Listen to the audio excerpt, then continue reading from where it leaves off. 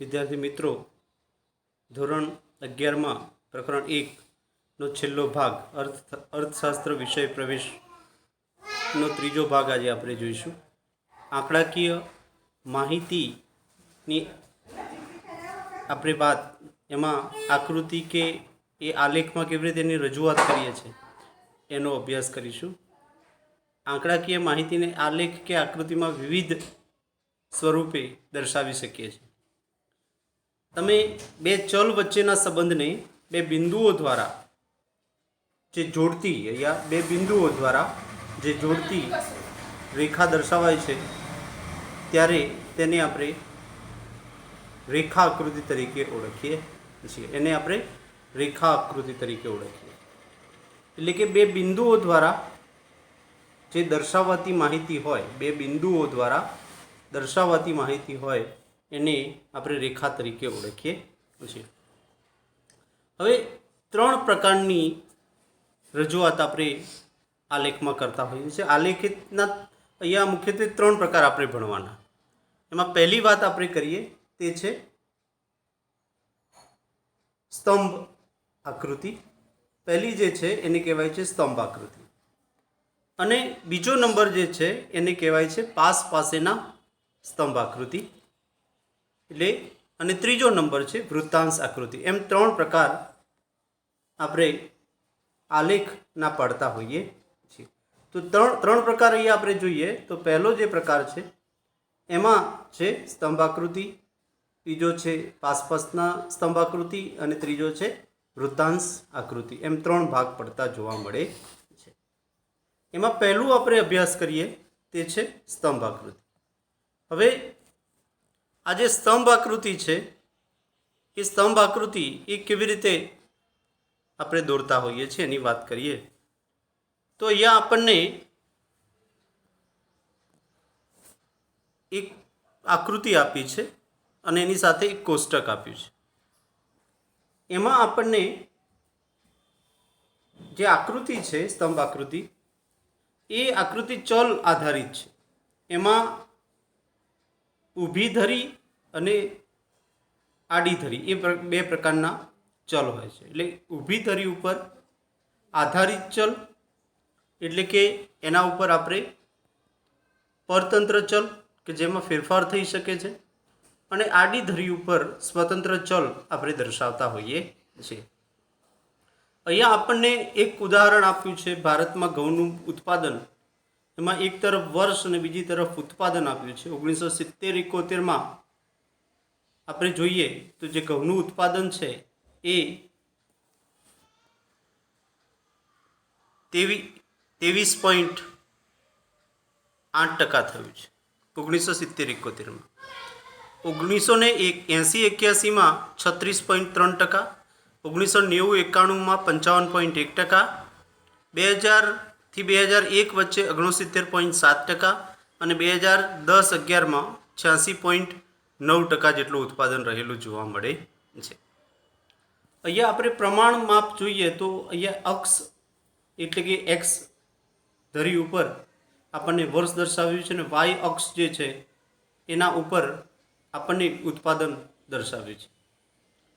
એટલે કે જે વાય ધરી છે એ વાય ધરીમાં 5 સેન્ટીમીટર 0.5 સેન્ટીમીટર બરાબર 10 ટનનું ઉત્પાદન આપણે લીધું છે.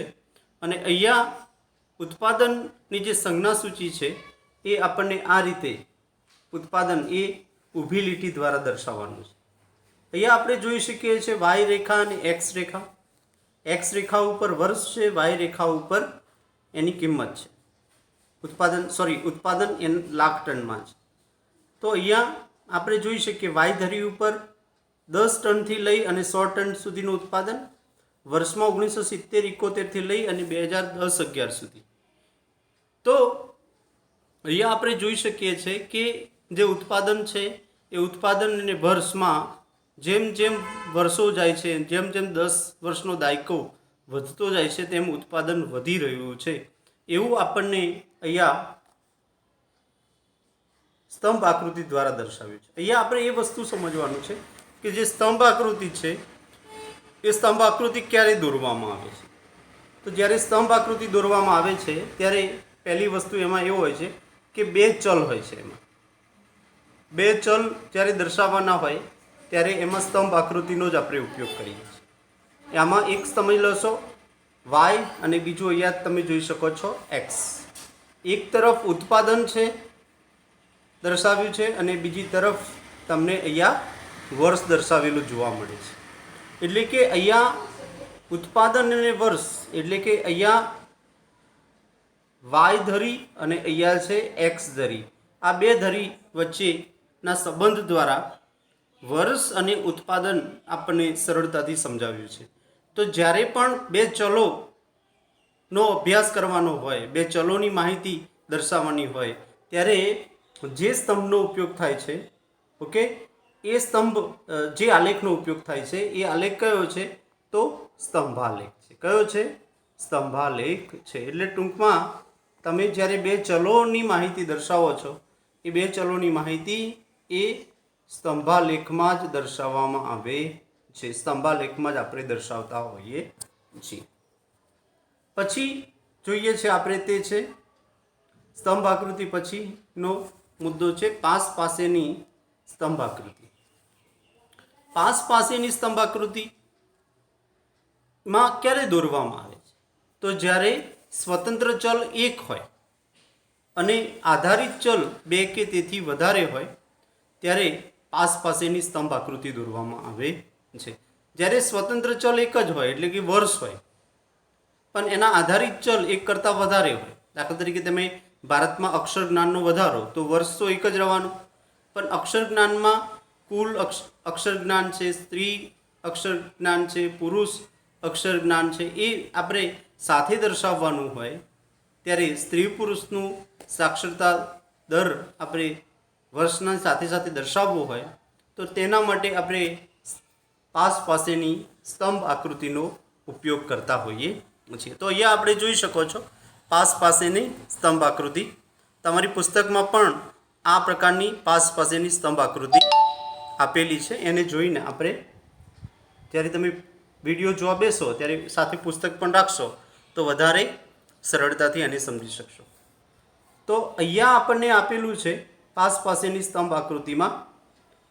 એમાં ભારતમાં અક્ષર જ્ઞાનનું જે પ્રમાણ છે એ પ્રમાણને આપણે સમજી શકીએ છીએ કે જેમાં જે આધારિત ચલ છે એ આધારિત ચલ એક કરતાં વધારે છે અને એટલા માટે જ એક જ સમયગાળાના અંદર એકથી વધારે ચલ એકથી વધારે સ્તંભ આપણે દોરેલા જોવા મળે છે.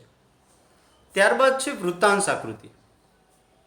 વૃત્તાંશ આકૃતિ એટલે કે વર્તુળ એક છે એ વર્તુળના અંશના આધારે આપણે માહિતી દર્શાવતા હોઈએ છીએ. સમગ્ર વર્તુળ એક સેમ્પલ છે, એક સમષ્ટિ છે. અહીંયા સમગ્ર વર્તુળ એ શું છે? તો એક સમષ્ટિ છે. અહીંયા સેમ્પલના અર્થમાં આપણે સમજવાનું છે સમષ્ટિ. ગુજરાતીમાં એને આપણે સમષ્ટિ કહીએ છીએ.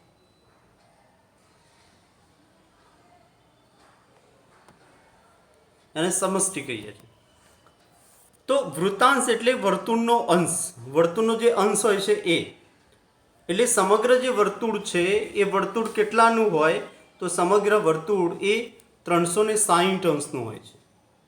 સમગ્ર વર્તુળ એ 360 અંશનું હોય છે અને એમાં એક તરફ આપણને ક્ષેત્ર આપ્યું છે અને બીજી તરફ એના ટકા આપ્યા છે. આપણે જોઈએ, તમે રાષ્ટ્રીય આવકની ગણતરી કરો તો રાષ્ટ્રીય આવકની ગણતરી, રાષ્ટ્રીય આવક કેટલા ક્ષેત્રોમાંથી આપણે મેળવીએ છીએ? તો પહેલી છે ખેતીમાંથી મેળવીએ છીએ, ઉદ્યોગમાંથી મેળવીએ છીએ, સેવા ક્ષેત્રમાંથી મેળવીએ છીએ. તો આજે ખેતી ક્ષેત્રમાં 13.9, ઉદ્યોગમાંથી 26.2, સેવા ક્ષેત્રમાં 59.9. આ બધી જે રાષ્ટ્રીય આવક છે એ રાષ્ટ્રીય આવક આપણે ટોટલ એનો સરવાળો કરીએ તો તે 100 થઈ જશે. હવે આ જે 100 માહિતી તમારી છે એ 100% છે. એટલે ટકા જે છે એ તમારે શામાં કન્વર્ટ કરવા પડશે, શામાં રૂપાંતરિત કરવા પડશે? તો એ જે ટકા છે એને 360 અંશમાં આપણે રૂપાંતરિત કરવા પડશે. કારણ કે વર્તુળ કેટલાનું છે? 360નું વર્તુળ છે. એટલે 360નું જે વર્તુળ છે એમાં આપેલા જે ટકા છે એને આપણે શું કરતા હોઈએ છીએ? તો એને આપણે અંશમાં એને કન્વર્ટ કરતા હોઈએ છીએ અને અંશમાં કન્વર્ટ કરી અને આપણે જોઈ શકીએ છીએ કે 360 અંશના વર્તુળમાંથી ખેતી ક્ષેત્રનો ભાગ કેટલો છે, ઉદ્યોગ ક્ષેત્રનો ભાગ કેટલો છે અને સેવા ક્ષેત્રનો ભાગ કેટલો છે. પછી આગળનો મુદ્દો આપણે જોઈએ તો તે છે વૃત્તાંશ આકૃતિ પછી અર્થશાસ્ત્ર વિષયનું મહત્વ. અર્થશાસ્ત્ર વિષય એ વર્તમાન આર્થિક યુગમાં બહુ જ મહત્ત્વનો છે, કારણ કે માનવીની પ્રત્યેક પ્રવૃત્તિ એ લાભ અને ગેરલાભથી શરૂઆત થતી જોવા મળે છે. કોઈ પણ પ્રવૃત્તિ માનવી કરે તો એ પ્રવૃત્તિથી લાભ થશે કે ગેરલાભ થશે એના આધારે જ એ પ્રવૃત્તિ કરતો હોય છે. આર્થિક બાબતોથી દૂર રહી શકે તેવું મનુષ્ય માટે ભાગ્ય જ બને છે. કોઈ પણ વ્યક્તિ એ આર્થિક પ્રવૃત્તિથી દૂર રહી શકતો નથી. એટલે કે માનવી એવા ઓછા કાર્યો કરે છે કે જેમાં એનો લાભને સ્થાન ન હોય, એનો લાભને સ્થાન ન હોય એવા કાર્યો એ બહુ જ ઓછા કરતો હોય છે. અને એટલા માટે જ આપણે અહીંયા જોઈ શકીએ છીએ કે એને લાભને મહત્ત્વ હોય છે, એ ગેરલાભ માટે કાર્ય કરતો નથી. એટલે જ્યારે મનુષ્યની પ્રવૃત્તિ છે એ મનુષ્યની પ્રવૃત્તિ એ લાભ સાથે જોડાયેલી છે, અથવા કોઈ પ્રવૃત્તિ કરે છે તો એનાથી એને લાભ થયો કે ગેરલાભ થયો એ પહેલાં એ જોતો હોય છે. તો એની તુલના કરવા માટે, લાભ અને ગેરલાભની તુલના કરવા માટે માનવીની જે પ્રવૃત્તિ છે એ પ્રવૃત્તિનો લાભ અને ગેરલાભની તુલના કરવા માટે અર્થશાસ્ત્ર વિષયનું મહત્ત્વ રહેલું છે. બીજું છે આર્થિક બાબતોથી દૂર રહી શકે તેવું મનુષ્ય માટે ભાગ્ય જ બને છે. આર્થિક બાબતો એ મનુષ્ય સાથે જ ચાલતી હોય છે, માટે એ એનાથી દૂર રહી શકે એવું ભાગ્ય જ બને છે. તેથી જ અર્થશાસ્ત્ર વિષયના અભ્યાસનું મહત્ત્વ વર્તમાન સમયમાં વધી ગયું છે. અને અત્યારે અર્થ ઉપર માનવી ચાલે છે, એટલે વર્તમાન સમયમાં જે અર્થશાસ્ત્ર વિષયનું મહત્ત્વ એ ઘણું જ વધી ગયેલું જોવા મળે છે. ત્યારબાદ અહીંયા આપણે જોઈ શકીએ કે અર્થશાસ્ત્ર જે છે એ અર્થશાસ્ત્રનું એક તો વ્યવહારિક મહત્ત્વમાં અર્થશાસ્ત્ર રોજિંદા જીવન સાથે જોડાયેલું છે. તે વ્યવહારિક વર્તનનો અભ્યાસ કરે છે, રોજિંદા જીવન સાથે જોડાયેલું છે અને એટલા માટે જ એ માનવીના આર્થિક વર્તનનો અભ્યાસ કરતું જોવા મળે છે.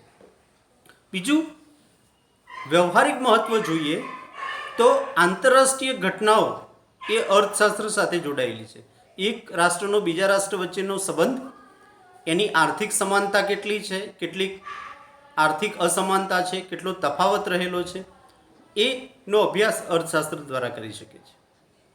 દેશની મૂડી કેટલી મજબૂત છે, ડોલર, રૂપિયો, આ બધાની જે તુલના છે એ તુલના આપણે કરી શકીએ છીએ. સાથે સાથે અર્થશાસ્ત્રની એ જે તે દેશની શાસન વ્યવસ્થા પણ એના ઉપર અસર કરતી હોય છે. દાખલા તરીકે સામ્યવાદી શાસન વ્યવસ્થા છે, લોકશાહી શાસન વ્યવસ્થા છે, એના આધારે. અને આંતરરાષ્ટ્રીય બાબતોના સંદર્ભમાં અર્થશાસ્ત્ર વિષય એ અગત્યનો અને વ્યવહારિક બની જતો જોવા મળે છે. બીજું ઐતિહાસિક ઘટનાઓનો અભ્યાસ પણ આપણે અર્થશાસ્ત્રમાં કરતા હોઈએ છીએ. કે ઈસ્ટ ઇન્ડિયા કંપનીનું શાસન ભારતમાં આવ્યું, તો ઈસ્ટ ઇન્ડિયા કંપની ભારતમાં આવ્યા પછી એને ભારતમાં વેપાર સ્થાપ્યો, અને વેપાર શા માટે સ્થાપ્યો, શા માટે ઈસ્ટ ઇન્ડિયા કંપનીની સ્થાપના ભારતમાં થઈ, તો માત્ર અને માત્ર આર્થિક ધોરણે ઇંગ્લેન્ડને મજબૂત કરવા માટે એમણે ઈસ્ટ ઇન્ડિયા કંપનીની સ્થાપના ભારતમાં કરી. તો એ પણ એક અર્થશાસ્ત્રમાં એ અભ્યાસ બની જતો જોવા મળે છે. અને ત્યારબાદ આગળનો મુદ્દો આપણે જોઈએ તે છે આર્થિક મહત્ત્વ. રોજબરોજના વ્યક્તિગત નિર્ણય માટે, રોજબરોજનો દરેક વ્યક્તિએ ઘરથી લઈ અને દેશ સુધી, એટલે કે કોઈક એક વ્યક્તિ કુટુંબનો એક સભ્યથી માંડી અને દેશના પ્રધાનમંત્રી સુધી રોજબરોજના વ્યક્તિગત નિર્ણયોથી માંડી અને રાષ્ટ્રના નિર્ણયો લેવા માટે એ અર્થશાસ્ત્ર મહત્ત્વનું છે. સરકારની નીતિઓ સમજવા માટે પણ અર્થશાસ્ત્ર અગત્યનું છે. કેટલા યોજનાઓ દ્વારા લાભ આપે છે, કઈ બાબતો, એ કરમાં વધારો થયો, કયા કરમાં ઘટાડો થયો, એ બાબત પણ અર્થશાસ્ત્ર સમજાવે છે. અને ત્રીજું છે વ્યવસાયિક મહત્ત્વ પણ અર્થશાસ્ત્રનું રહેલું છે. તો અહીંયા આપણે અર્થશાસ્ત્ર વિષયનો પ્રકરણ 1નો આ ત્રીજો ભાગ છેલ્લો કરી લીધો છે. હવે તમારે એનું હોમવર્ક કરવાનું થાય છે. તો દરેક વ્યક્તિએ શું કરવાનું છે? હોમવર્ક કરવાનું છે.